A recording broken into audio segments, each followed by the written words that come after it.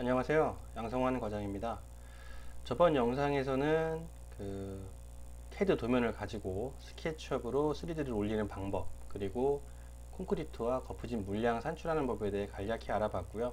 또 리습과 루비의 활용에 대해서 간단하게 설명했었습니다. 이번 영상에서는 똑같이 좀 비슷한 간단한 도면을 가지고 CAD랑 스케치업으로 동시에 물량 산출을 한번 해서 어떤 차이점이 있는지, 또 어떤 식으로 CAD 물량을 산출해야 되는지에 대해서 한번 확인해 보도록 하겠습니다. 도면이 너무 좀 단순하다 보니까 물량 산출을 좀 할 줄 아시는 분들 같은 경우는 좀 지루하게 보일 수 있겠지만, 앞으로 지금 뭐 세 번째, 네 번째 이렇게 넘어갈수록 점점 더 좀 어려운 그런 도면을 가지고 할 예정이니까요. 초보분들 위주로 설명을 진행하도록 하겠습니다. 일단 물량을 산출을 해 놨어요. 지금 도면 보시면 물량 산출 연습 초보 2라는 도면이고요. 이 위에가 메인 도면, 그걸 가지고 제가 이제 GP라는 프로그램을 이용해 가지고 물량들을 다 산출을 지금 해 놓은 상태입니다. 그리고 같이 제가 제 블로그에 있는 그 예제 도면을 보시면 스케치업으로도 콘크리트 거푸집 물량을 이미 산출을 해 놨어요. 미리 결과물이 어떤지부터 한번 확인을 하고요.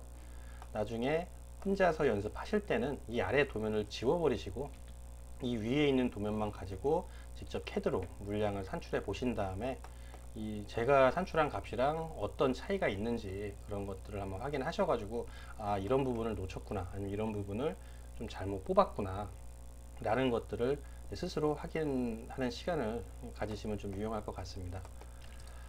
일단 간단히 GP부터 말씀을 드리면, 일단 물량 산출이 다 끝이 나 있거든요. 산출하는 법은 저번 영상에서 다뤘고요. 제가 이 도면들을 이렇게 옹벽, 또 슬라브, 그리고 이건 슬라브 외부 끝선인데 테두리인데요. 이런 식으로 분개를 해가지고 한마디로 도면을 나눠 놨습니다. 제가 누차 얘기하지만 물량 산출이랑 뭐 3D 올리는 것보다도 더 중요하게 생각하는 게 바로 이런 식으로 해당 도면을 분개하는 거죠. 만약에 보가 있었다면 보도 하나 분개를 했을 겁니다. 그런 식으로 정확하게 도면을 분리하는 작업이 어떠한 작업보다도 가장 중요하다라고 생각을 하고 있습니다. 그리고 또 영상 보시는 분들 중에서 꼭 스케치업을 사용을 해야 되는가 라는 거에 대해 좀 의문을 가지시는 분들이 있을 건데요. 스케치업은 솔직히 선택 사항입니다. 물량을 뽑을 때 CAD만으로 산출하시는 분들이 아마 99% 이상 되실 거예요.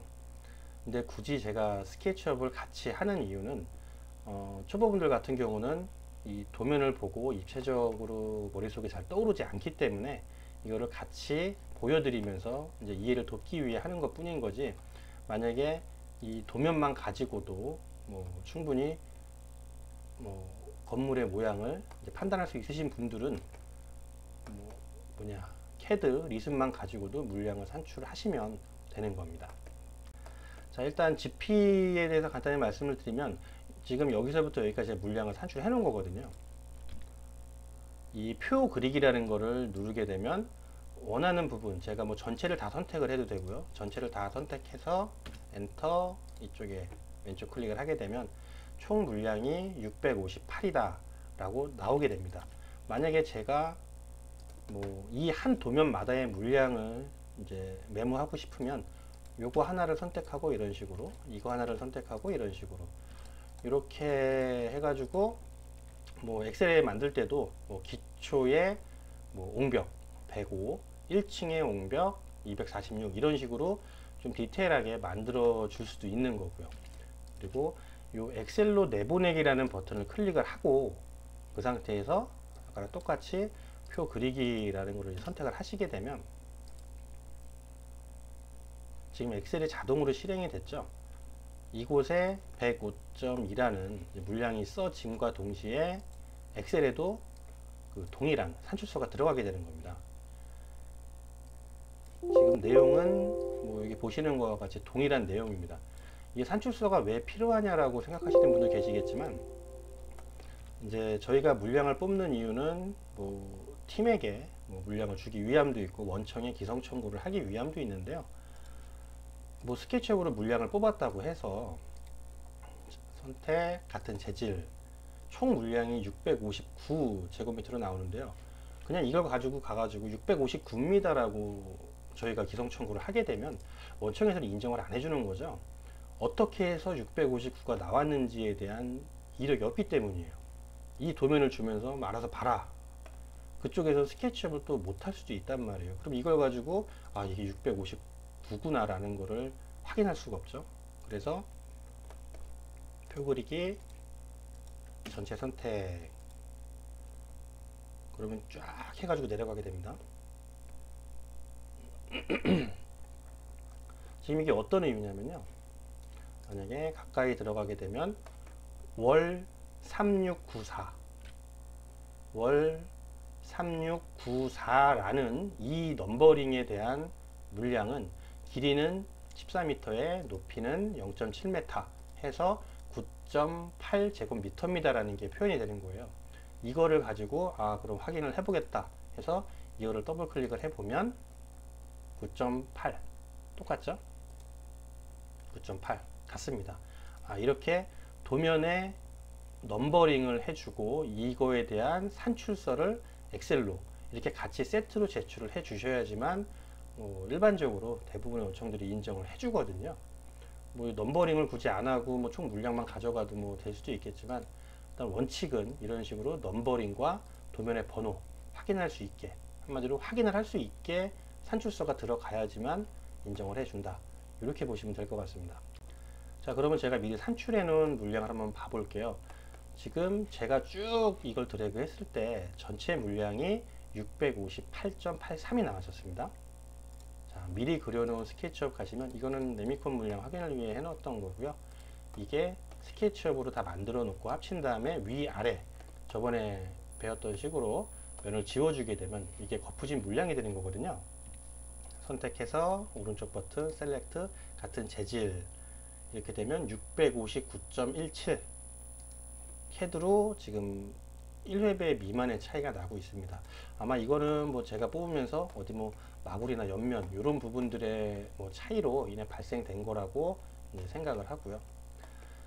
처음에 이제 연습을 하실 때는 이 스케치업 도면 자체는 아예 삭제를 하시고 잠깐 보지 마시고 한번 스스로 만들어 보시고요.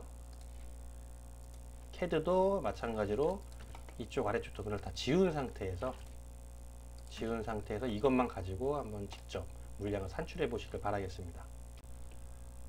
자, 산출을 하기 위해서 일단 이 산출 틀들을 좀 몇 개를 복사를 해 두고요. 자, 확대를 해보면, 자, 일단 해치에 대해 좀 설명을 한번 해 드릴게요. 앞으로 이제 도면을 보시다 보면 좀 크게 설명을 했는데, 도면에 이렇게 뭐 슬라브랑 뭐 각종 일람표들이 나와 있고, 그리고 이 레벨 표시에 대해서 나와 있는 것들이 있습니다. 레벨은 대부분 이 해치라는 것을 통해서 작성이 되는 건데요. 이게 무슨 얘기냐면 아무것도 해치가 되어 있지 않은, 한마디로 그냥 일반적인 면인 경우는 슬라브 레벨이 0이다. 그리고 이 플러스로 표현된 거는 슬라브 레벨보다 200이 높다. 밑금친 부분은 슬라브 레벨보다 100이 낮다 라는 표시예요. 그러면 쭉 보다 보면 어디에 그런 게 있나 라고 보다 보면 바로 이곳에 이렇게 빗금이 되어 있습니다. 이거는 일반 레벨보다 100이 낮다 라는 얘기거든요. 이거를 단면으로 한번 확인해 보시면, 아, 옥상 같은 경우는 플러스, 얘는 200이 높다. 이게 어떤 얘기냐면, 이 슬라브 레벨이라는 거는 단면도를 보시게 되면 일반적으로 이렇게 빨갛게 그 각 층의 레벨이 표시가 됩니다. 여기는 슬라브 레벨과 바닥이 동일하죠. 2층 바닥도 동일합니다. 근데 이 옥상 도면을 봤을 때는 그냥 그려져 있고 이게 위로 튀어나와 있고 아래로 내려갔다는 거에 대한 그 설명을 해치를 통해서 해주는 거예요. 아, 이 바닥은 플러스 표시가 되어 있기 때문에 일반 바닥보다 200이 높다 라는 거를 이해를 하고 보시게 되면, 지금 다른 층처럼 원래 이곳에 여기처럼 바닥이 이루어져야 되는 건데 여기서 이만큼 올라가 있어요. 거리를 재보면 여기서부터 직각 표시를 안 했네요. 여기까지 제가 잘못해가지고 219가 됐는데, 여기서 여기까지 지금 200 높이만큼이 올라가 있다는 얘기인 거죠. 그러니까 도면을 잘 보시는 분들은 이 바닥 모양만 가지고 빗금이 쳐 있네 라고 하면 안 쳐져 있는 거에 대비했을 때 얘는 100만큼 낮다. 그러면 이 바닥은 전체 평인데 여기만 10cm 정도가 바닥으로 낮게 되어 있구나 라고 이해를 할 수가 있는 겁니다. 일반적으로 뭐 화장실 같은 경우 뭐 5cm 정도 이렇게 낮게 되어 있기도 하고요. 뭐 단차가 생긴다거나 나중에 이제 보시면 아시겠지만 간단하게 이런 식으로 레벨을 표시한다. 그것만 이해하시면 되겠고요. 도면을 분리할 때 제가 LAM이랑 QS 자주 사용하는데요. 지금은 도면이 뭐 하나의 블록으로 묶여져 있지 않기 때문에 뭐 굳이 부신다거나 하는 작업은 필요 없게 되는데, 일단 도면을 분해 작업을 하기 전에 원본 도면을 혹시나 모르니까 위에 복사를 해 놓고 이 도면을 하나씩 무브로 쪼개 보겠습니다. 자, 그러면 뭐 원래 일반적으로 저는 부시기 작업을 현재는 하지 않지만 부시기 작업하기 전에 미리 이 선택을 해서 이 해치라는 것들만 미리 선택을 한 다음에 좀 아래로 분리를 멀리 이렇게 해줘 버립니다. 해치를 이렇게 하는 이유가 뭐냐면, 나중에 이 도면을 해치를 분리를 하지 않은 상태에서 만약에 제가 이게 뭔가를 묶여 있기 때문에 그냥 깨야겠다 라고 해서 X 엔터, 이게 분해하는 거거든요. 쭉 깨버리게 되면 이 해치들의 모양 하나하나 자체도 다 깨져 버려요. 그러면 나중에 이거를 다시 써먹기가 상당히 힘이 듭니다. 용량도 많아지고요. 이거를 해치를 깰 이유는 전혀 없는 거거든요. 깨게 되면 나중에 GPU로 물량을 뽑으면 얘도 물량이 산출이 돼 버리는 거예요. 다시 컨트롤 Z로 돌리고요. 깨기 전에는 원래 이렇게 하나로 선택이 되는 거예요. 얘는 다 그냥 레벨이 뭐 높고 낮고만 표현을 하는 거기 때문에 그런 깨주는 작업을 하기 이전에 쭉 선택을 해서 해치만 선택해주고, 이 나중에는 써먹겠지만 일단 아래로 내려주고요. 그리고 나머지 옹벽만 테두리 같이 잡고 분리해서 내려주고요. 전부 켜라 올 온 하고, 이제 하부, 여기는 보호가 따로 없기 때문에 하부에 대한 것만 또 분리를 무브 해서 이동을 시켜주는 겁니다. 자, 그러면 남아 있는 거는 요건 또 다른 걸로 되어 있습니다. 레이어가 이렇게 레이어를 쭉 내렸는데, 요거 같은 경우는 지금 아마 방수 턱을 요만큼 표현을 하는 옹벽일 건데 얘는 같이 안 잡혔어요. 그러면 얘도 잡아줘서 하나의 옹벽으로 내려주겠습니다. 이게 원래 얘도 옹벽 COL이라는 레이어죠. 얘도 COL이라는 레이어. 이게 지금 제가 내렸을 때 3개는 같이 내려오고 하나는 같이 안 내려왔는데요. 이게 전체 도면을 똑같은 레이어로 그려놨다고 하면 한 번의 분리로 전체를 다 이렇게 갖고 올 수 있는 거고요. 층마다 다른 레이어가 선택이 돼 있을 수도 있어요. 그러면 매 층마다 이런 작업을 한 번씩 해줘서 분해를 이동을 시켜줘야 되는 번거로움도 존재합니다. 근데 그거는 뭐 저희가 어떻게 할 수 있는 부분이 아니기 때문에 그 도면 여건에 따라서 좀 바뀐다고 볼 수가 있겠죠. 자, 그 다음에 뭐 여기 각종 뭐 부호들이 존재를 하는데, 이 부호들도 원칙적으로는 이렇게 이동을 시켜주고 하는 게 맞습니다. 일단 이걸 가지고 간단하게 한번 물량을 뽑아 보겠습니다. 참, 위에를 놔뒀던 이유는 뭐냐면, 얘는 이제 무슨 참치 회 뜨듯이 하나씩 이렇게 분해를 해가지고 넘겼는데, 나중에 물량을 뽑을 땐 이 메인 도면을 보면서 뽑는 게 훨씬 수월하거든요. 그래서 이거는 CAD로 물량을 뽑고 스케치업 W로 내보낼 때 쓰는 용도로 사용을 하는 거고, 실제 이걸 보면서 물량을 뽑게 되는 거예요. 자, 일단 W로 내보내야 되는데, 뭐 이거를 한 번 내보내고 얘를 한 번 내보내서 2번을 내보내 작업을 할 수도 있고, 뭐 간단한 도면 같은 거 한 번에 내보내도 되는데, 원칙적으로 뭐 한번 같이 한번 내보내 볼까요? 자, W 통해서 객체를 선택. 자, 객체를 선택을 하고 내보내 보겠습니다. 일단 어떤 걸 뽑을 거냐면, 이게 테두리 줄기초가 되고 이건 독립기초에 대한 표현이거든요. 단면을 좀 가까이 옮겨 놓고 보겠습니다. 이렇게 되면 이 바닥에서 이 테두리로 이런 줄기초가 뺑 돌아가고, 여기를 잘랐기 때문에 보이지 않지만 중간중간 이런 독립 기초들이 있다고 이제 보시면 되는 거예요. 이거를 W로 일단 편하게 얘를 내보내 볼게요. 그냥 내보내고 덮어 쓰고 스케치업으로 불러와 보겠습니다.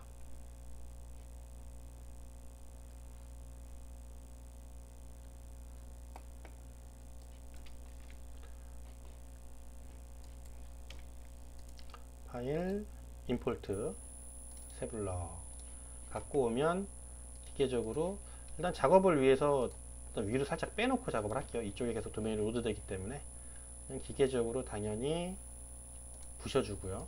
혹시 써먹을지 모르니까 임시로 잠깐 컨트롤을 이용해 복사해서 이동을 시켜 놓겠습니다. 자, 무조건 메이크 페이스. 일단 다 잘 깨져 있는 것 같네요. 그러면 이 간단한 바닥 슬라브를 그리는데도 솔직히 3가지 정도의 종류가 존재를 하는데요.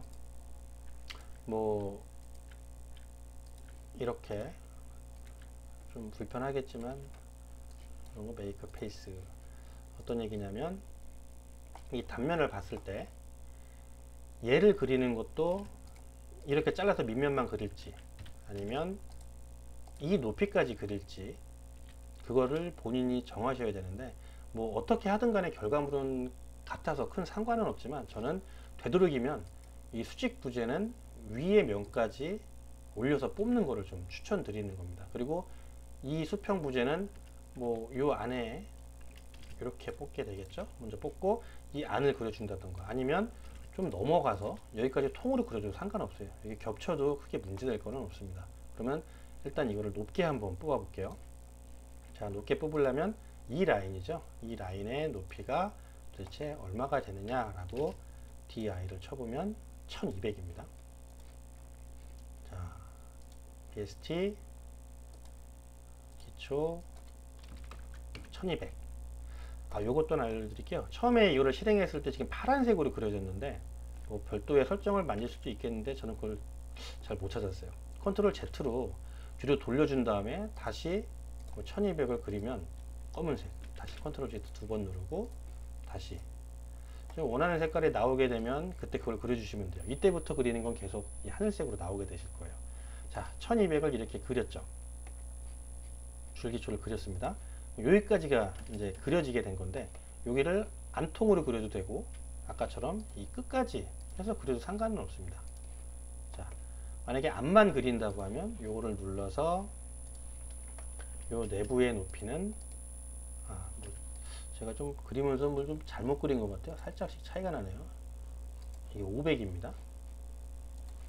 500. 그럼 이 높이는 기초 500 이런 식으로 그려주게 되고요.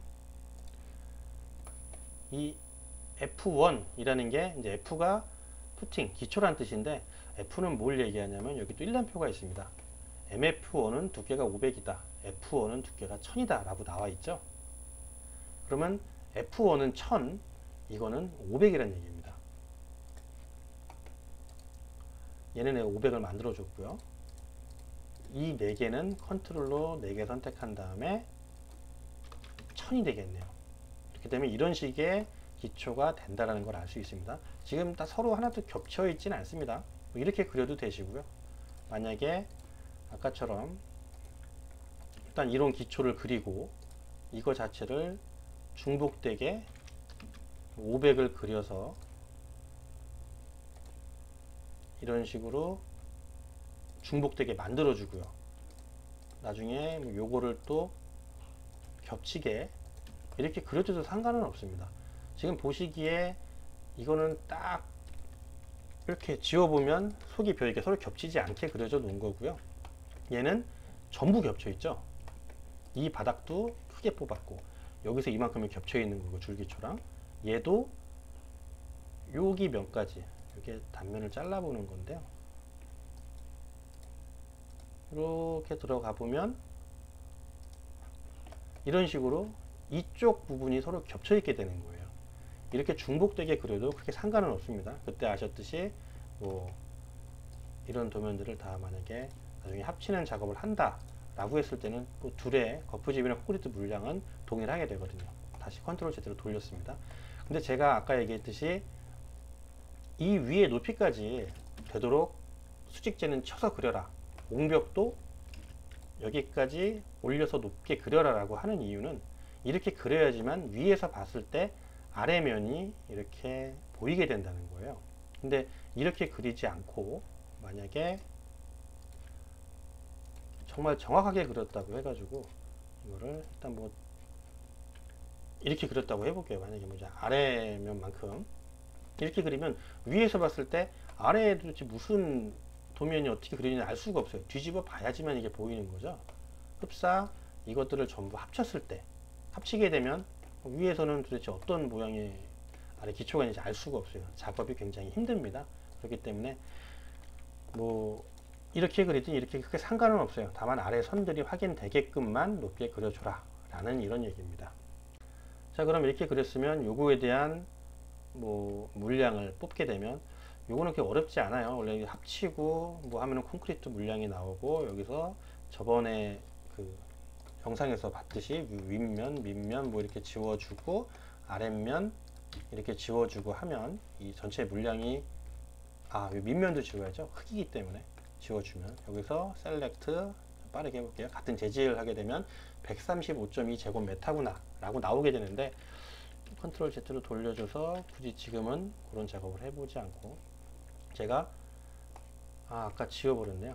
일단 물량을 한번 뽑아 볼게요. 자, 뽑을 때도 지금 Alt 탭으로 왔다 갔다 하면서 보시면서 뽑는 게 뽑을 때 좀 편하실 거예요. 일단 아래를 보면 이거를 뽑을 때도 뭐 두 가지 방법인데, 내가 거푸집을 뽑을 때도 여기서부터 여기까지 뽑고 양쪽을 뽑은 다음에 나중에 이 위를 또 뽑아줄지, 옆면이죠. 이렇게 뽑으셔도 되고, 나는 한 번에 뭐 여기서부터 여기까지 뽑고 이쪽을 뽑아서 한 두 번 만에 뽑아 버릴 거야 라고 할 수도 있습니다. 근데 저는 웬만하면 되도록이면 여기서부터 여기 아래까지만 한번 뽑고, 이 옆에 테두리는 다시 한 번 더 뽑아주는 방식이 좀 더 저한테는 익숙한 것 같습니다. 그래서 옹벽을 뽑을 때도 나중에 보시면 알겠지만 여기서부터 여기까지의 물량만 뽑습니다. 여기까지 물량만 뽑고, 양면을 뽑겠죠. 이렇게 뽑고 나중에 이 테두리를 한 번에 쭉 돌아서 뽑아주는 식으로 뽑는데요. 뭐 이거는 뭐 개인 뭐 취향이니까 원하시는 대로 상관은 없습니다. 자, 그럼 저는 여기서부터 여기까지만 옆면을 뽑아 보겠습니다. 단면을 이용해서 700입니다. 그러면 자, GP로 와서, 좀 너무 도면이 간단하다 보니까 뽑기가 더 힘드네요. 자, 이쪽 외부면이 GP, 자, 다 월로 뽑습니다. 700, 시작 번호는 1번으로 하면 1, 2, 3, 4 이렇게 시작이 돼요. 자, 700 객체 선택. 좀 붙여놓고 좀 뽑아 보겠습니다. 이 도면이 너무 작다 보니까 오히려 더 멀리 있으면 뽑기가 힘드네요. 이렇게 되면 대충 이해가 되시겠죠? 이쪽 면을 일단 700씩 줘보는 겁니다. 요쪽이랑 여기서 요만큼만 뽑는 거죠. 자, 700 객체 선택, 이쪽을 선택하고 스페이스 누르면 자, 산출이 됐습니다. 더블 클릭해 보면 700에 당연히 나와 있겠죠. 자, 그러면 독립기초. 독립기초는 이 슬라브가 500이고 이 독립기초는 1m였습니다. 1000이었죠. 그럼 요게 튀어나온 게 당연히 500일 거예요. 이게 헤드상만 보고도 계산이 뭐 쉬운 부분이긴 한데, 모르시는 분들은 이렇게 그리면서 하면은 재서 할 수 있다는 얘기인 거죠. 500입니다. 자, 캐드에서 500. 자, 주면 기초에 대한 물량 한줄이 끝이 났습니다. 자, 얼마가 나왔나 라고 보시게 되면 105.2가 나오게 되네요. 자, 아까는 135점 몇이었던 것 같은데 좀 뭐가 틀려요. 자, 왜 그러냐면 방금 물량을 뽑을 때 저희는 여기까지만 뽑았었잖아요. 여기를 안 뽑은 거예요. 어떤 얘기냐면 저는 이쪽 여기랑 여기면 아래면용을 뽑았고, 여기를 테두리를 쫙 둘러가는 요 높이만큼은 아직 안 뽑은 거죠. 여기서부터 여기까지 높이가 500 두께입니다. 그러면 요 면을 뽑아주는 거죠. 다시금 제가 레이어 정리를 너무 작다 보니까 오히려 또 제대로 못한 경향이 있네요.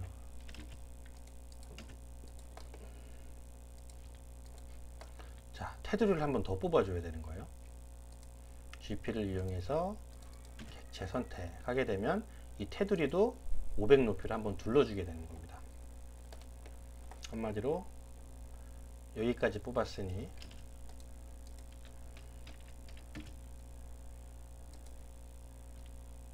여기까지 양옆을 뽑았으니까 그 다음엔 여기를 뽑았다는 얘기가 되는 거죠. 그러면 전체 물량이 얼마가 나왔나를 다시 한번 보겠습니다. 엑셀표 해제하고요. 눌러보면 135.2. 아까 캐드 스케치업이죠. 스케치업을 뽑았던 물량이랑 동일한 물량이 나오게 된 겁니다. 자, 이번엔 1층을 뽑아 보겠습니다. 자, 일단 W로 객체 선택 내보내고요. 여기도 잘못 눌려 있었네요. 자, 파일, 임포트, 세블럭 겹치겠네요. 자, 제가 잘못된 방향에서 지금 작업을 했기 때문에 이 방금 불러와진 세블럭이 겹쳐버렸어요. 이쪽에. 그래서 아까 제가 얘기했던 게 작업을 할 때는 좀 0점에서 벗어나서 작업을 해야 된다는 얘기였고요. 자, 이거는 일단 완료가 됐으니까 이거에 대한 걸 뽑아보게 되면 터트리고요. 메이크 페이스. 아예 그냥 기계적으로 하시면 될 겁니다. 이 도면을 보시게 되면 노란색이 옹벽입니다. 노란색이 옹벽이고 요거는 외부 테두리를 표현한 거고요. 대략적으로 단면을 보면 1층은 좀 넓고 2층은 좀 좁은 그런 도면이 될 것 같습니다. 저 같은 경우는 이쪽 수직 옹벽을 올리기 전에 항상 위층 슬라브를 먼저 그리고 작업을 하는 편입니다. 한마디로 여기서 옹벽을 올리고 그 위에 뚜껑을 덮는 개념이 아니고 뚜껑을 미리 올려놓고 그리고 나서 이 옹벽을 올린다는 얘기인 거죠. 왜 그러냐면 이거는 옹벽이 간단하고 제일 중요한 게 이 해치되어 있는 것들이 없기 때문에 이 옹벽이 어디 올라가서 이제 뭐 현재로는 끊기지 않지만 만약에 굉장히 단차가 다양한 도면이라고 하면 이 옹벽 하나가 2층 바닥에 올라가는 높이들이 계속 변화가 돼요. 여기는 뭐 3m고 여기는 2m고 막 이렇게 변하게 된다고 치면은 위에 거를 먼저 그리고 나서 뚜껑을 덮고 나서 옹벽을 그려야 편하지 옹벽을 먼저 그려 놓게 되면 또 그게 좀 힘든 부분이 있습니다. 자, 지상 2층 바닥을 지금 먼저 그린다는 얘기인 건데요. 2층 바닥을 그릴 땐 일단 외부 라인을 PL 라인으로 그려서 갖고 오는 게 일단 좋습니다. PL 라인 C 엔터 닫히고요. 이 외부 옹벽 라인을 살짝 위로 한번 빼놔 볼게요. 빼놓고 그리고 해치에 대한 거를 가져가야 됩니다.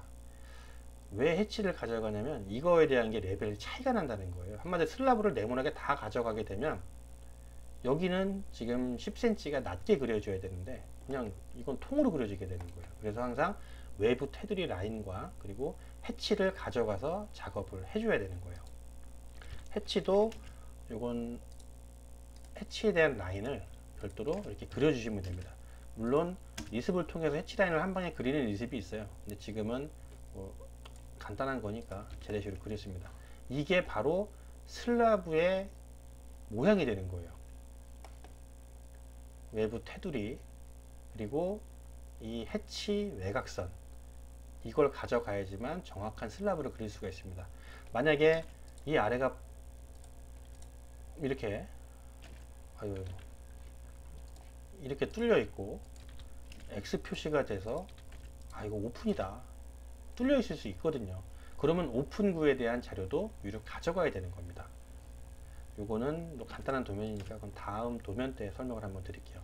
자, 그러면 W 해서 객체를 새 블럭으로 내보내보고 다시 임포트 불러보겠습니다. 당연히 깨주고요. 메이크 페이스 기본적으로 해주시면 됩니다. 자, 그렇게 되면 이게 지금 2층 바닥이라는 얘기인 거죠. 2층 바닥. 그러면 2층 바닥에 대한 정보를 한번 가볼게요. 2층 바닥은 뭐 다 S1이라는 슬라브에 대해 표시거든요. 다 S1이라는 슬라브구나. S1은 150의 높이구나 라는 걸 알 수 있습니다. 이렇게도 알 수 있고 직접 단면에 가서 찍어봐도 150이라는 걸 알 수가 있죠. 근데 단면 도상에서 찍어서 이렇게 알 수 있는 거는 굉장히 단순한 도면일 때만 가능해요. 왜냐면 뭐 지금 이렇게 잘랐을 때 이제 이게 150이다 라는 표현인데, 만약에 이쪽 슬라브는 200이고 200 두께고 여기는 150 슬라브에서 150 두께예요. 그렇게 되면 이거를 이렇게 잘라 봤을 때만 이게 200 슬라브에 150 슬라브가 이렇게 막 두께가 다른 게 표현이 되지, 모든 면을 다 잘라서 이렇게 단면으로 보여주지 않거든요. 그래서 원래 이 슬라브의 두께를 보고자 할 때는 이 부호가 가장 우선입니다. 자, S1은 150 두께였습니다. 그러면 당연히 이 두 개를 다 선택해서 해도 되고요.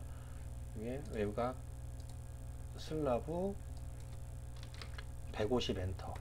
자, 이걸 지우면 얘가 남아있고 서로 지금 분리가 돼 있죠. 얘도 150 슬라브였습니다. 똑같이 그려주게 됩니다. 자, 그러면 두 개의 슬라브가 그려졌죠. 근데 아까도 봤듯이 이 슬라브는 일반 슬라브보다 10cm가 낮습니다 라는 게 레벨이 표현이 되어 있어요. 해치는 레벨입니다.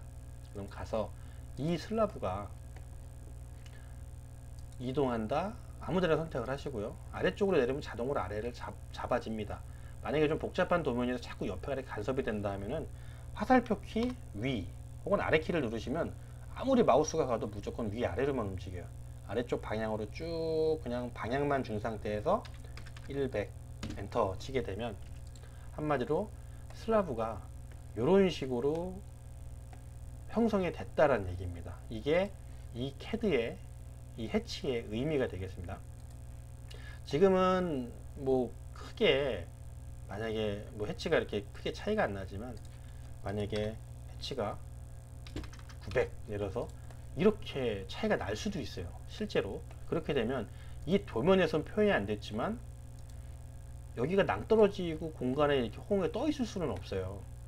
이쪽에 옹벽들이 그려지면서 메꿔줘야 되는 거예요. 실질적으로 이렇게 메꿔줘야 되는 거죠. 떠 있을 수 없으니까. 뭐 좀 복잡한 건 다음에 설명드릴게요. 이런 식으로 레벨이 표현된다. 그러면 2층 바닥을 그렸으면 이거를 하나로 그룹으로 만들어 줍니다. 왜 그러냐면 지금 묶어주지 않게 되면 뭐 얘를 뭐 만약에 뭐 이쪽으로 뭐 이동을 갈 때 뭐 같이 안 움직여요. 그리고 처음에는 뭐 같이 움직였다 하더라도 나중에 위로 올리려고 뭐 하다 뭐 딴 작업을 하다가 얘를 올리려고 하는데 얘가 같이 선택이 또 안 되고 막 그래요. 그러니까 이 바닥은 레벨을 정확히 나눠주는 상태잖아요. 한마디로 이 바닥을 전체를 그려놨던 거죠. 그러면 막 플러스 100, 마이너스 200 여러 가지 복잡한 벽들에 대한 레벨을 제가 그려줬죠. 지금은 하나지만 이 복잡한 것들을 다 하나로 묶어주게 되면 이 하나의 옹벽만 올려도 이 서로 간에 난 레벨 차들이 그대로 유지되면서 움직이기 때문에 이걸 하나의 그룹으로 묶어주는 게 좋습니다. 자, 그러면 이거를 이 건물 위로 높이려고 하는데 어떤 높이를 올려야 할지가 명확하지가 않습니다. 만약 1층 옹벽이 있었다라고 하면 그 위로 그냥 얹으면 되는데 얘는 이 기준점으로 봤을 때 어떤 기준으로 올려야 하는지가 지금 명확하지가 않아요. 이럴 때는 기존에 아래층 도면 이런 것들을 이용해 가지고 잠깐 옮겨 놓고 얘를 일단 몇을 높여야 되는지 확인을 해 볼게요. 자, 층고가 2700이네요 2700만큼 올려줘야 되는 거죠. 그러면 이거를 여길 기준으로 이 바닥으로 갑니다. 바닥 그냥 1층 바닥으로 가버리는 거예요. 일단은 움직이고 여기서 뭐 아무 곳이나 선택해 가지고 화살표 위키 눌러주고 2700 이렇게 해주면 2700이 떠 있는 상태가 딱 만들어지는 거예요. 다시 한번 보시면 이거를 어떤 기준점으로 해서 이걸 올리는지 좀 어려웠는데 이거를 얘 기준으로 이렇게 딱 아래 도면이랑 똑같은 게 있으니까 일로 옮겨오면 얘랑 똑같은 좌표로 들어오게 되는 거고, 여길 기준으로 이렇게 가면 정확한 위치에 가게 되는 거고, 다시 눌러서 높이 2700이다 라는 정보를 단면적에서 봤죠? 이렇게 하게 되면 완료된 겁니다. 자, 아까 봤다시피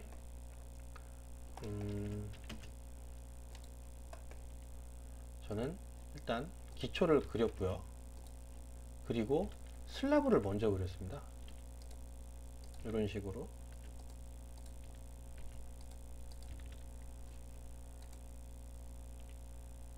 이렇게. 그리고 나서 옹벽을 올려요. 이건 뭐 제 순서긴 한데 여러분들은 뭐 수직지를 올리고 위로 올려도 뭐 상관은 없으신데 나중에 단차가 많이 나는 복잡한 건물들을 할 때는 이 방법이 조금 더 수월할 거예요. 자, 그러면 옹벽을 올려 보겠습니다. 가져온 도면 가지고요. 옹벽은 아까 2700 높이였어요. 이거 해서 BST 월 2700.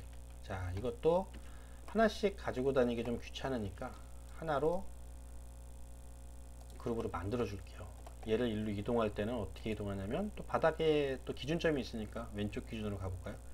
여길 기준으로 왼쪽 바닥으로 오게 되면 딱 정확히 맞아 떨어지게 되는 겁니다. 자, 이런 식으로 뭐 이게 뭐 화장실이었다 라고 좀 가정을 해보면 아, 여기가 10cm 이렇게 낮게 바닥이 형성되는구나 라는 것을 알 수가 있는 거죠. 그러면 이거에 대한 물량을 한번 산출해 볼까요? 산출 방법은 아래랑 동일합니다. 일단 옹벽을 뽑을 때 저는 지금 스케치를 그려놨기 때문에 확인이 편하실 건데 여기 슬라브 두께만큼은 빼고 이 옹벽들을 산출해 줄 거예요. 그 후에 이 옹벽 테두리 이 150의 둘레를 쫙 둘러 가지고 마무리를 해줄 겁니다. 한마디로 두 번에 나눠서 산출을 해준다는 얘기인 거죠. 그러면 자, 아까 분해했던 것 중에서 이게 지금 1층 옹벽이겠죠. 그럼 뭐 볼 것도 없이 아까 높이가 2550이었습니다. 그러면 2550 엔터 해서 객체 선택, 전체 선택, 엔터 하게 되면 물량이 산출이 된 거예요. 뭐 이런 거에 대한 의구심을 가지시는 분들 계실 거예요. 여기 기둥과 벽체가 만나는 이 부분은 실제 그 거푸집 설치를 하지 않는데 왜 이거를 지워주지 않느냐. tr이란 명령으로 이렇게 지워줘야 이게 정상적인 거푸집 설치 면적이 아니냐 이렇게 보시는 분들이 계세요. 뭐 어떤 부분으로는 맞고 어떤 부분으로는 맞지 않다고 얘기할 수 있겠는데요. 실제 스케치업으로 얘랑 얘의 옹벽을 작업을 하게 되면 지금 요거 자체랑 같은 얘기예요. 여기가 합쳐주게 되면 실제 여기 사이에 거푸집을 설치를 안 하는 게 맞는 겁니다. 실제로는 맞아요. 근데 물량 산출해서 맞지는 않습니다. 요건 나중에 제가 적산 기준을 뭐 간략하게 설명드리면서 설명해 줄게요. 여기를 굳이 뚫을 필요는 없습니다. 왜냐면 옹벽은 원래 이렇게 뚫리게 그려져 있어요. 왜냐면 그래야 하기 때문에 뚫어 놓은 겁니다. 옹벽을 뭐 이런 식으로 그려서 이게 뭐 노란색이었다면 여기를 중복되게 뽑게 만들지 않는다는 얘기죠. 근데 기둥과 옹벽은 이렇게 해놨어요. 이거는 뽑으란 얘기예요. 그냥 편하게 그렇게 보시면 됩니다. 자, 아까 2550으로 다시 뽑게 되면 이제 옹벽에 대한 산출이 끝났어요. 한마디로 여기서부터 여기까지의 물량은 끝이 났습니다. 그러면 이 테두리를 마저 뽑아줘야겠죠. 자, 테두리는 2층 바닥 둘레와 동일할 겁니다. 그럼 여기서 뭐 PL 라인으로 하나, 둘, C 엔터 가져와 볼게요. 뭐 여기서 따와도 되고 여기서 따와도 여러 가지 방법이 있는데 자, 월 높이는 150. 자, 그렸습니다. 여기 테두리를 쫙 15cm 높이로 뽑아준 거죠. 그러면 이제 완료가 된 것 같지만 여기 슬라브를 뽑아줘야 되겠죠. 슬라브에 대한 정밀 면적은 1층의 수직 부재와 2층의 슬라브 선을 합치게 되면 그게 정확한 그 슬라브 면적이 되긴 하거든요. 무슨 얘기냐면 2층 바닥을 일로 갖고 오고요. 1층에 있는 수직재죠. 이거를 LAM으로 분리를 해서 이렇게 겹치게 되면 이게 슬라브 면적이 되는 겁니다. 그러니까 정확한 이게 1층에 대한 물량을 제가 이쪽에다가 쭉 정리를 하고 있는데 1층의 수직재, 1층의 요 테두리, 그리고 1층의 천정이죠. 이렇게 봤을 때 천정, 이게 1층의 물량이 되는 거거든요. 근데 1층의 물량을 뽑으려면 2층 바닥의 테두리를 일로 갖고 와야 되는 거예요. 그리고 1층 수직재를 일로 또 겹치고, 그렇게 되면 이쪽 내부가 실제 슬라브 면적이 되는 겁니다. 스케치업으로 보시게 되면 여기가 슬라브 면적이 되겠죠. 이렇게가 슬라브 면적이 되는 겁니다. 자, 지금은 뭐 엄밀히 뽑는다고 하면 이 해치 물량도 하나로 나눠서 같이 뽑을 수도 있을 거예요. 어떤 얘기냐면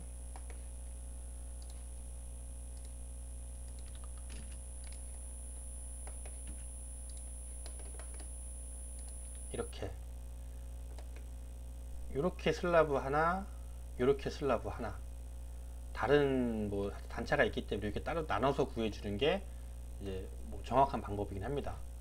자, 슬라브를 뽑을 때는 월이 아니고 슬라브를 선택을 해줍니다. 그러면 원래 월을 했을 때는 객체 선택, 점 선택 이렇게만 나오는데 슬라브를 하게 되면 특이하게 내부점 선택이 나옵니다. 객체 선택도 있고요. 객체 선택은 어떤 얘기냐면 만약에 사각형이나 아니면 뭐 PL 라인으로 이 라인을 제가 뭐 하나씩 이렇게 뭐 만약에 그려줬다. C 엔터. 제가 또 잘못 봤는데 객체 선택을 해가지고 요거를 누르게 되면 이 슬라브 면적이 표현이 됩니다. 제가 선을 잘못 그렸네요.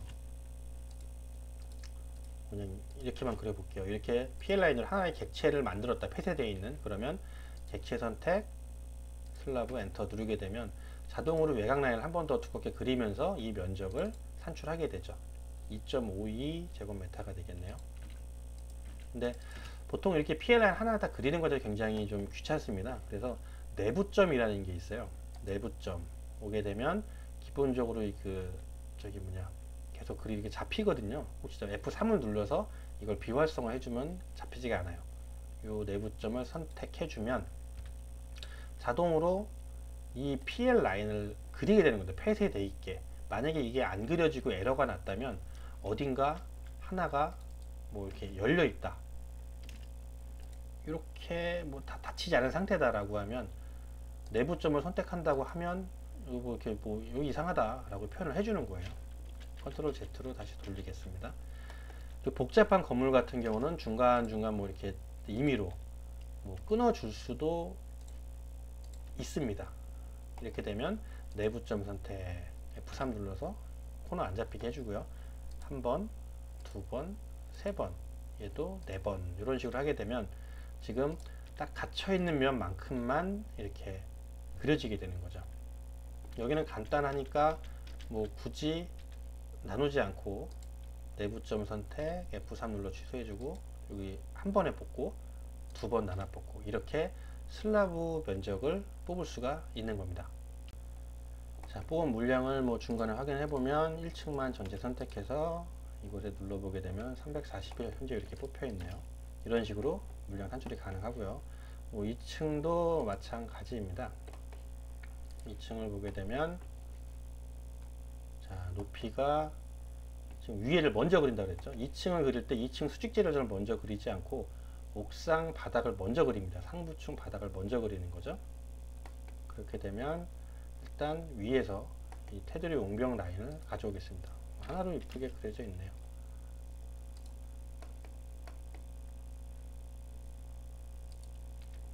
가져오고요. 이거를 내보내기로 내보내보겠습니다. 파일, 임포트, 세블럭. 설명을 하려니까 굉장히 좀 어렵게 느껴지는데 제 설명을 좀 잘 못해서 그런 것 같습니다.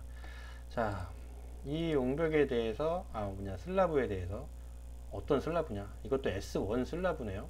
S1 슬라브는 150입니다. 굳이 단면도에서 선택하지 않으시고 이 슬라브 부호를 통해서 확인하시는 게 제일 정확한 겁니다. 자, 150 그러면 볼 것도 없이 일단 슬라브 150 일단 그려놓고 봅니다. 그러면 얘가 이 위에 어딘가 그려지게 되겠죠. 근데 얘도 지금 엄밀히 얘기하면 얘를 어디다가 올려야 될지가 정확하지가 않아요, 원래는. 근데 도면이 단순하니까 이렇게 올리게 되고 여기서 위로 올리게 되면 이거긴 하겠죠. 근데 복잡한 도면에서는 이렇게 딱 위에 것만 갖고 오게 되면은 어디다가 맞춰야 할지 좀 어려울 수도 있어요. 그래서 이런 거를 내보낼 때는 뭐 하나의 방법이긴 한데, 이 1층 테두리 있죠. 1층 테두리 같은 경우를 뭐 임시로 한번 이렇게 그려서, 임시로 그려서 내보낼 때 겹쳐서 같이 내보내게 되면, 아 이건 테두리고 여기구나, 그러면 어떤 기준점을 통해서 얘를 옮겨 붙이기 쉽거든요.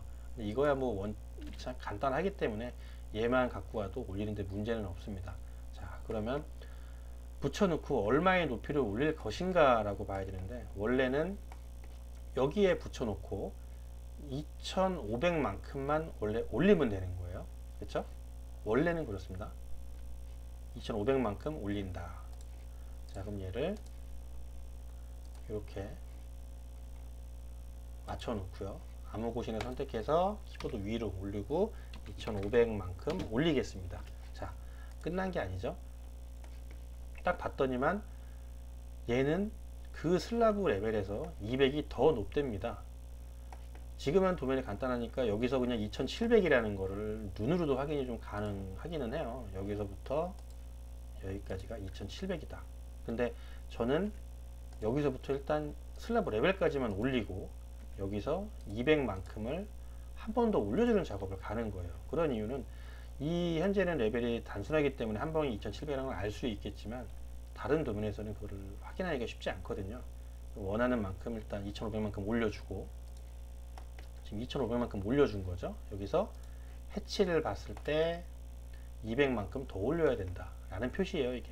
그러면 여기서 얘를 다시 잡고 위로 200만큼 올려주게 되는 겁니다. 그러면 실제 바닥에선 2700만큼이 다 떨어져 있게 되는 거죠.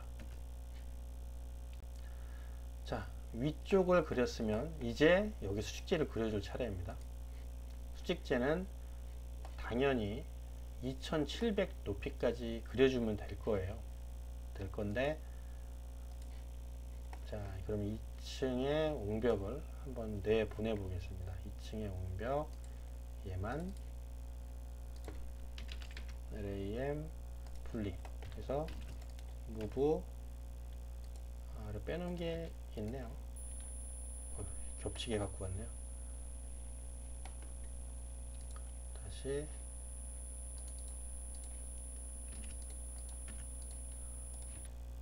자, 옹벽만 내쳐서 W 객체 선택 내보내겠습니다. 자, 여기서 또 당연히 파일 임포트 새 블럭 갖고 오기. 자, 갖고 왔죠. 익스포트. 이거는 지금 뭐 하나의 레벨이기 때문에 이 옹벽을 굳이 높이고 낮추고 할 필요는 없습니다. 2700 높이를 그냥 주면 끝이 나게 되는 거예요. 자, 메이크 페이스하고 월 2700, 요것도 편의상 하나의 그룹으로 묶어 놓을게요. 그래야 같이 이동이 되니까요. 여기를 기준으로 이렇게 잡게 되면 완성이 되는 겁니다. 자, 위에 물론 이 방수턱도 있긴 있어요. 이 외부 테두리 노란색 모양만큼 방수턱이 뭐 10cm 정도 올라오는데, 이거는 뭐 간단한 거니까 넘어가도록 하겠습니다. 이렇게 하게 되면 스케치업 상으로는 뭐 도면이 완료된 거고요. 캐드로 물량을 산출한다 치면 이 옹벽 높이는 여기서부터 여기까지 2550만큼만 일단 저는 산출을 하고 나서 요 이 테두리만큼 쭉 돌아서 15cm만큼 두 번 나눠서 산출을 해 볼 거예요. 일단 2550만큼 옹벽을 올려주겠습니다. 그럼 여기서 자, 월 2550 객체 선택, 자, 뽑혔죠? 2500 뽑았습니다. 그러면 그 다음에 천정을 뽑아야 돼요. 천정은 아까도 얘기했듯이 이 해당 2층에 있는 옹벽과 이 위층 슬라브 외곽선을 가지고 오게 되면 완성이 된다라고 얘기를 했었었죠.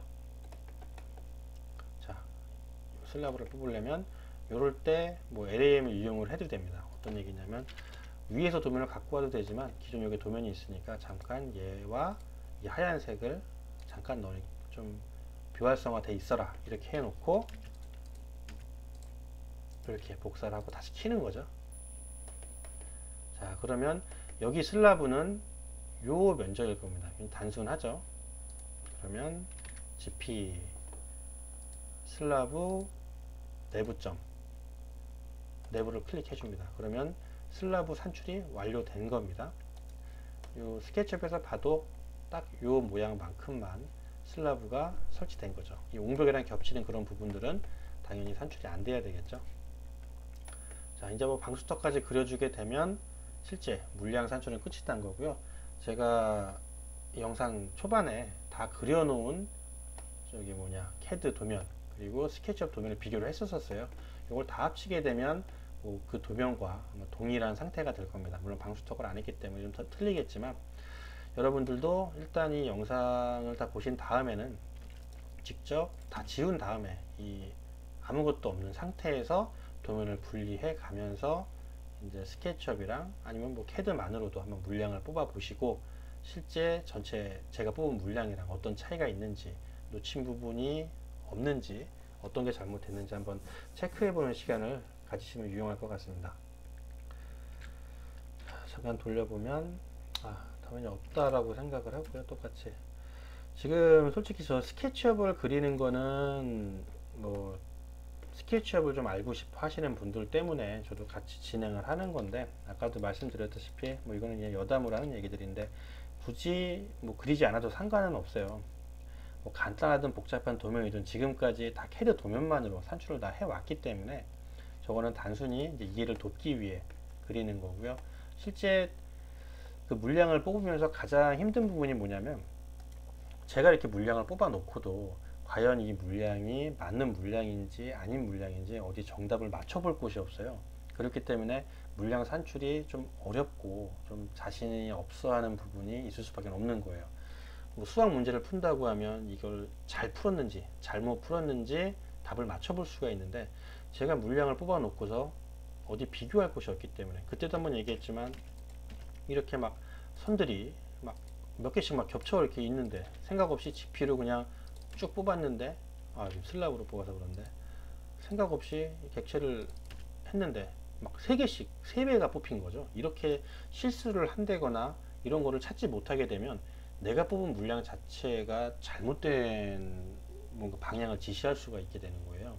그렇기 때문에 이 스케치업을 같이 병행을 하신다면 그때도 얘기했지만 뭐 이렇게 뭐 합치게 되지 않습니까? 합치고 뭐 얘네들도 이렇게 뭐 합쳤을 때 그리면서 뭔가 빨리 그리면서 뭐라나 실수를 아마 선들이 왔다 갔다 한 것 같습니다. 이렇게 합치면서 뭔가 문제를 발견하고 내가 CAD로 뽑은 물량이랑 이 스케치업으로 뽑은 물량이랑 단순 비교를 했을 때 좀 비슷한 물량이 나오는가 그걸로써 한번 자기 스스로 2번의 물량 산출을 동시에 한다는 그런 개념이 되는 거예요. 그렇기 때문에 스케치업을 같이 되도록이면 처음 배우시는 분들은 같이 하는 것을 아예 처음부터 진행을 하게 되면 뭐 높이 산정하는 것도 뭐 머리 아프게 하지 않고 쉽게 이렇게 재면서 간단하게 이렇게 쫙쫙 이제 선택하면서 GP로 높이를 줄 수 있게 되는 거죠. 이 GP를 사용하게 되면 이뿐만 아니라 어떠한 리습을 사용하더라도 이 옹벽들의 길이에 대한 거는 이 CAD가 알아서 계산을 해줍니다. 물량을 산출할 때 저희가 주는 거는 단순히 높이에요. 이 높이 산정이 제일 어렵다는 거죠. 지금도 보시게 되면 이 단면도 상에서 너무나 간단한 도면이기 때문에 이게 2550을 줘야 한다 라는 거를 눈으로 볼 수 있겠지만 굉장히 이게 넓은 바닥일 경우는 이 한 바닥 내에서 어디는 낮고 어디는 높고 막 이런 게 막 나뉘게 된다는 거예요. 그러면 이쪽 옹벽은 높고 이쪽 옹벽은 낮게 뭐 등등 옹벽이 이 길이에 따라서 단차들이 높이가 변화되는 거예요. 단차에 따라서. 이 옹벽이 높고 낮고 하게 되면 도대체 얼마의 높이를 줘야 되는지 여기는 2550인데 여기는 뭐 이만한 옹벽이 설 수도 있는 거거든요. 2700 옹벽이 생기고, 그러면 이 옹벽에 대한 높이를 줄 때 좀 계산하기가 좀 어려울 수가 있어요. 한마디로 이 해치, 상부의 해치 두 개를 고려해야지만 정확한 높이를 이제 산정할 수가 있다. 그게 물량 산출할 때 가장 어려운 부분이에요. 그래서 어떠한 도면을 받아서 분해하는 작업, 이것도 굉장히 쉽고 시간만 걸릴 뿐인 거죠. 그리고 GP로 쭉 선택하는 것까지 굉장히 쉽습니다. 다만 이 높이, 이 높이를 얼마를 주게 되냐, 저는 이것만 만지는 거예요. 지금 선이 중복되어 있는 거를 뭐 걸러내는 거는 하나의 스킬일 뿐인 거고요. 오버킬이라는 걸로 가능하다고 했죠. 스킬이 필요한 거지, 정작 중요한 이 거푸진 높이는 여러분이 직접 계산을 하셔야 돼요. 단면을 보고 해치를 봐서 낮은지 높은지 그 계산을 해서 이거를 정확한 값을 주느냐 안 주느냐가 물량 산출을 얼마나 잘 하느냐 못 하느냐를 가늠한다고 볼 수가 있는 거예요. 근데 저 같은 경우도 솔직히 잘 도면이 평면만 보고는 캐드 도면으로는 이렇게 3D가 잘 그려지지가 않아요. 그래서 머리가 나쁘면 손발의 고생이라고 저는 아예 그냥 이거를 같이 그려버리는 거죠. 3D 그리는 게 그렇게 시간이 오래 걸리지가 않아요. 이게 익숙해지면요. 그러니까 그려놓고 실제 저는 찍어 보면서 물량을 산출하게 되는 거예요. 그렇게 되면 제 머릿속에서 이 평면만 보고 입체적으로 그려지지 않는다 하더라도 이 3D 도면을 보면서 높이를 직접 찍어가면서 이렇게 한다는 거죠. 그러면은 실수도 상당히 적고 나중에 다 끝난 다음에 계량 물량을 비교했을 때도 스케치하고 캐드가 비슷한 물량을 가리키고 있다라고 하면 스스로 좀 안심이 되는 거죠. 그런 식으로 스케치업을 이용을 하고 있습니다. 하나 또 궁금하실 수가 있어요. 정확히 똑같아야 되는 거 아닌가요? 라고 얘기하실 수 있는데요. 아마 다음 제가 영상을 찍을 땐 그 차이를 보실 수가 있을 건데, 어떤 얘기냐면 스케치업에서는 아까 얘기했듯이 이런 부분에 거푸집들이 합쳐지기 때문에 산출이 안 될 거예요. 근데 캐드는 이것도 같이 산출을 해버리거든요. 그러니까 이런 부분들의 차이들이 스케치업과 캐드는 항상 벌어지게 되어 있어요. 그렇기 때문에 100% 똑같은 숫자가 나오진 않으실 거예요. 그게 뭐 특히 이제 보와 기둥이 있는 건물 같은 경우는 그 갭들이 조금씩 커지게 됩니다. 물론 굉장히 커져가지고 비교를 할 수 없을 수준이 된다, 이 정도는 아니고요. 그거는 아마 다음 시간에 직접 예제를 보시면서 한번 알아가 보도록 하겠습니다. 이상입니다.